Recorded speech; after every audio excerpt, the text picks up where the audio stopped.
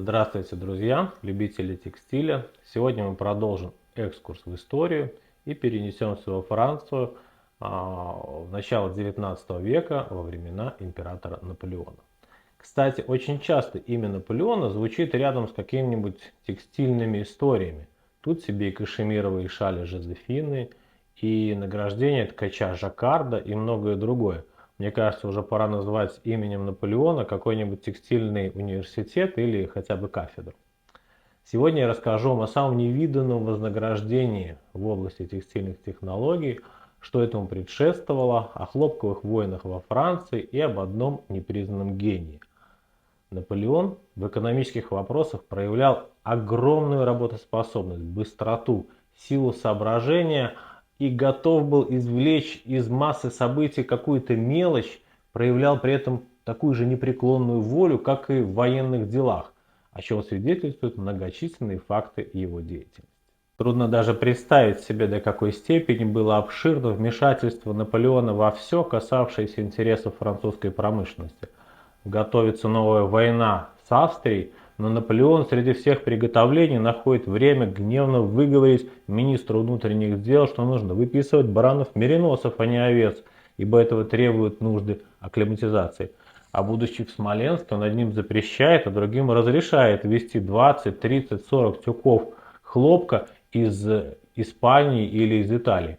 А не нужно ли запретить вывоз шелка сырца из Италии в Германию, чтобы лионские мануфактуры не нуждались в сырье?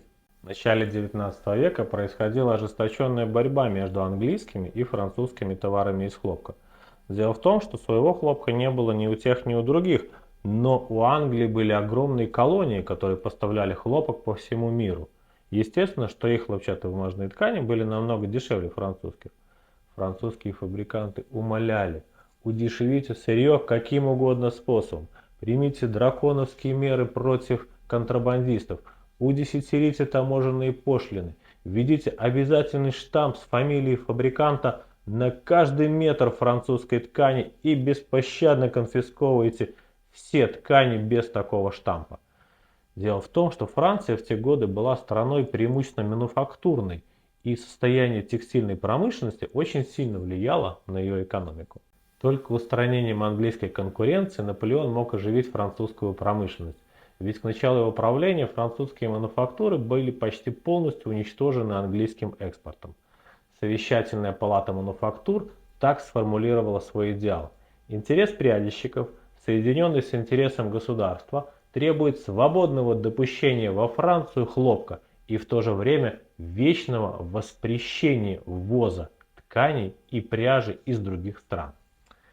В 1803 году происходит разрыв дипломатических отношений между Англией и Францией, а в 1806 году в декабре выходит очень важный указ, в котором говорится о полном воспрещении каких бы то ни было хлопчатобумажных материй и пряжи к ввозу во Францию. Всякий англичанин, который будет найден во владениях Наполеона, объявляется военнопленным. Всякий товар, принадлежавший английскому подданному, конфискуется. Ни одно судно, идущее из Англии или из ее колоний, или даже побывавшее в этих колониях, не может заходить в порты Франции под страхом конфискации. Этот принцип лег в основу континентальной блокады, что какие-то товары не могли поступать во Францию только потому, что по дороге англичане могли их продать другим нациям, а те, соответственно, могли перепродать во Францию по более дешевой цене. Поэтому запрет к ввозу хлопка был полным. До этого англичане считали ввоз хлопка и хлопчатобумажных тканей одним из самых прибыльных бизнесов. Хлопок возили и англичане, и американцы, и все другие нейтральные нации, доводя до голода и полной нищеты французских текстильных рабочих. В МВД Франции был произведен такой подсчет. С 1802 по 1805 года на французские мануфактуры поступило 53,5 миллиона фунтов хлопка. В среднем каждый фунт обошелся покупателю в 2 франка 10 сантимов. Итого хлопка было куплено за 3 года на сумму примерно 134 миллиона франков. Этот хлопок пошел на выделку различных тканей, нанкина, пикейных тканей, муслиновых тканей и так далее. И в среднем каждый фунт переработанного хлопка стоил уже где-то 12 франков. Итого, в обработанном виде эти 53,5 миллиона дали 642 миллиона франков. Итого, чистая прибыль в пользу Франции 508 миллионов 250 тысяч франков. Англичанам же пряжа обходилась примерно на 40% дешевле, чем французам, а значит, даже таможенные пошлины в 30% их не могли напугать. И вот война приводит к полному запрету ввоза английских товаров. Пришло время Наполеону разобраться, как же обстоит дело с машинным производством в текстильной промышленности. И выясняется, что общая отсталость французской текстильной промышленности в машинном плане очень велика от Англии. В Англии же вовсю использовали мюль-машины прядельные, а во Франции до сих пор еще использовали колесные прялки. Например, в Антверпене дело организовано так. Фабриканты дают хлопок по 1-2 фунта пряльщикам, у которых есть дома прялки. Только в одном Антверпене их до 3000 человек. И те каждый у себя дома изготавливают необходимое количество пряжи, которое затем поступает в ткацкие цеха. Например, ситцевые мануфактуры в Нижней Сене сосредоточены в основном в области Руана и Руанского округа. Всего 46 ситцевых мануфактур, которые дают работу 3500 прядильщиков. И иностранная конкуренция угрожает всем им гибелью. Вот такую таблицу можно составить для уяснения себе размеров прядиного производства в Париже в начале 19 века. Кстати, в Париже в начале века уже прядельные машины Мюль Дженни были правилом. Появлялись машины в 116 веретен, в 192 и даже в 216.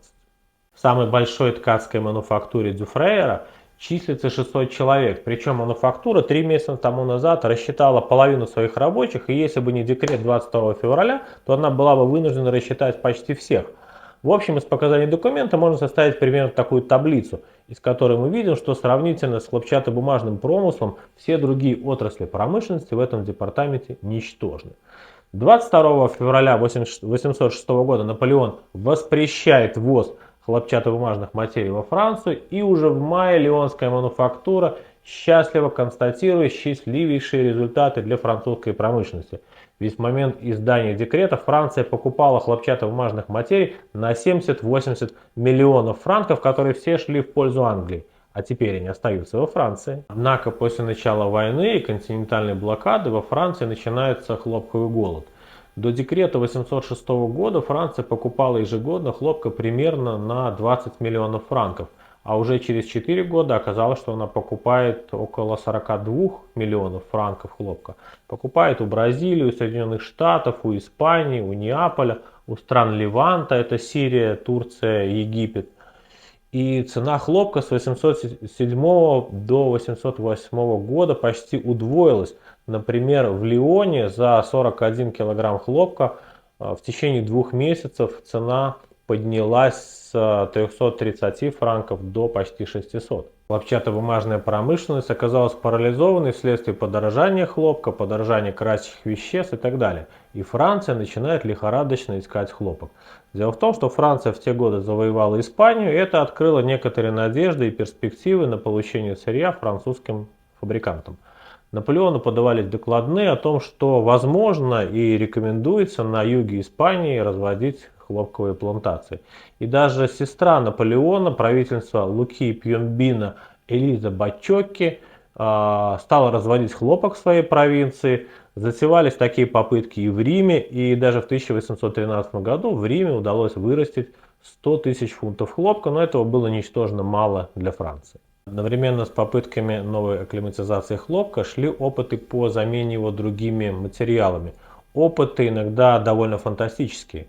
Дело дошло до того, что некий Матер, якобы изобретя способ замены хлопка изобретенными им льняными нитями, которые он окрестил «филозель вежиталь», просил правительство воспретить использование хлопчатобумажной пряжи для свечных фитилей и заменить изобретенной им материей из французской почвы, якобы по политическим обстоятельствам. Эта выдумка оказалась полным шарлатанством. Сам Матер оказался беглым английским контрабандистом, и заявка его удовлетворена не была. Но тем не менее, то, что центральные власти вели 2 года переписку с этим шарлатаном, говорит о том, насколько французы серьезно относились к подобным затеям.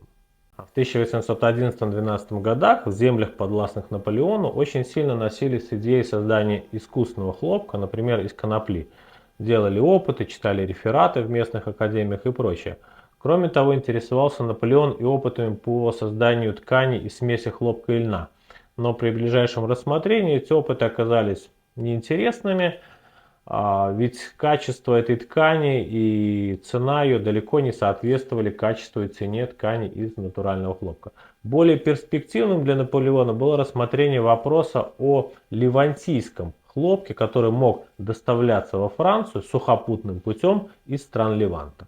Бывало даже так, что мануфактуры какого-то города находили человека, который хорошо знает Восток, и отправляли его в Турцию за ливантийским хлопком.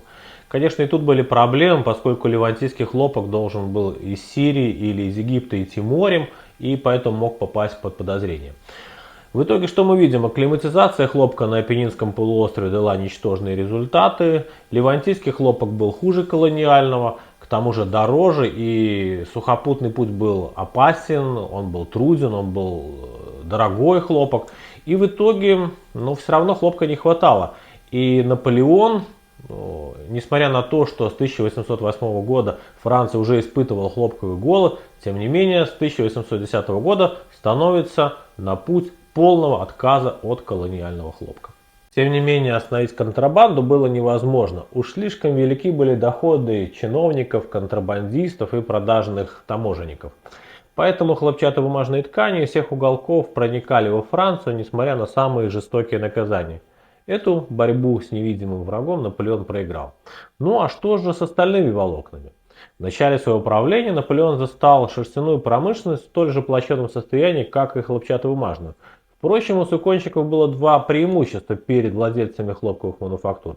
Во-первых, они всегда были обеспечены заказами военного ведомства, а во-вторых, меньше было проблем с исходным сырьем. Стада мериносов по 15 тысяч голов под военным эскортом гнались из Испании во Францию по приказу Наполеона. Наполеон продолжал требовать, чтобы были приняты меры для распространения племенных испанских мериносов в самой Франции.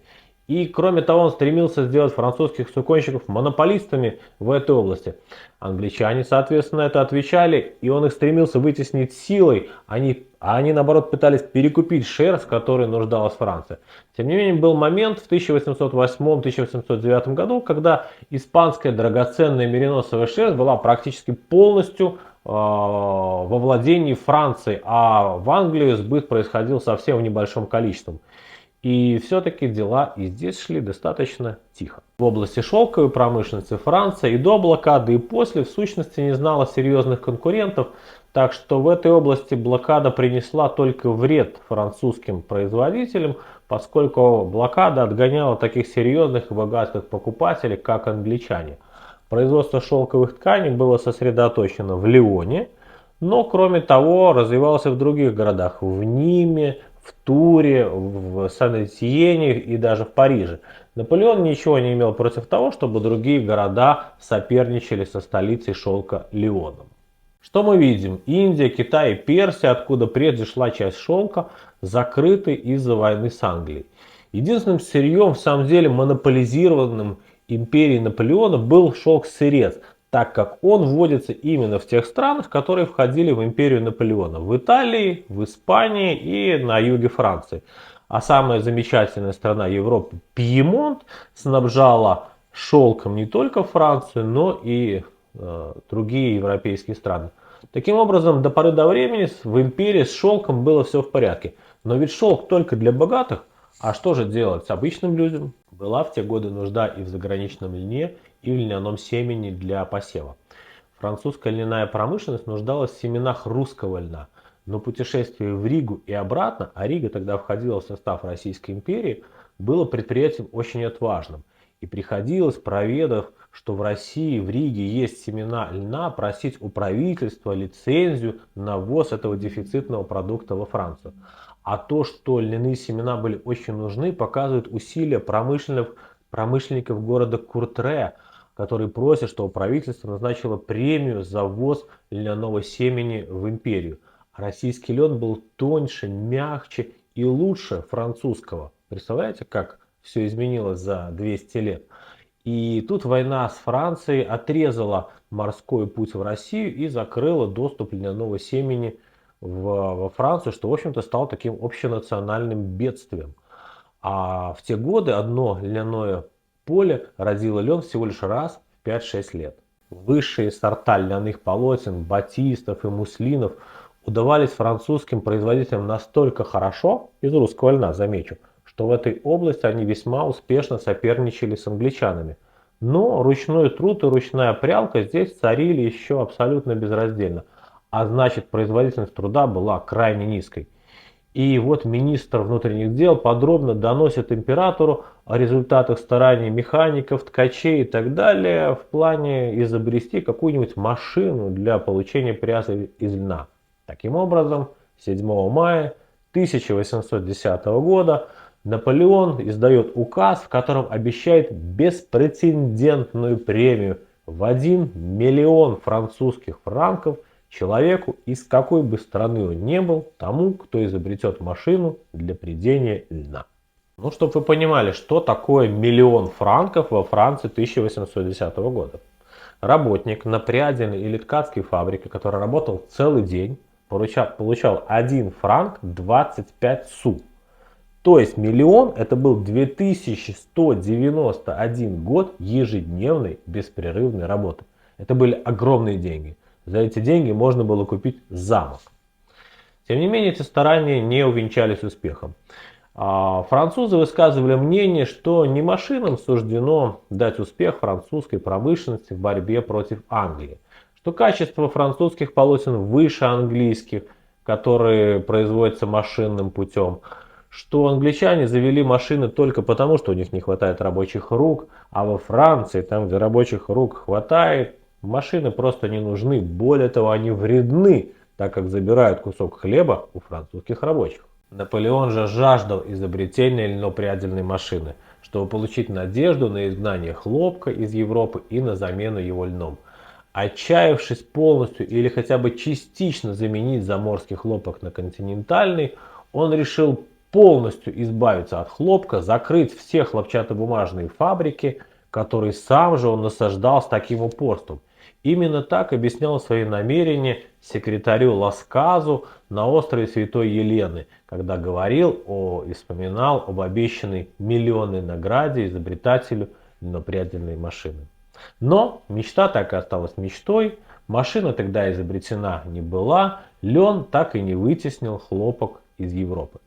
Кому же достался 1 миллион монет и что было дальше, вы узнаете ровно через неделю. Не забывайте подписываться на мой канал. А те, кто хочет больше узнать о текстиле, приглашаю на свой авторский курс «Текстильные материалы». Всего хорошего!